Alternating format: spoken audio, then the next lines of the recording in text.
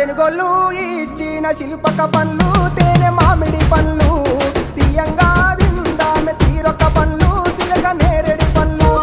కాబోళ్ళు ఇచ్చిన మక్క కంకులు అవి పాల కంకులు కాల్చుకొని తిందాము కందికాయలు పచ్చి పల్లికాయలు గుజారి గుజారి మామిళ్ళ కిందో నల్ల మామిళ్ళ కింద కుసుమరోళ్ళేసిన కుందన బొమ్మ అది కుందన బొమ్మ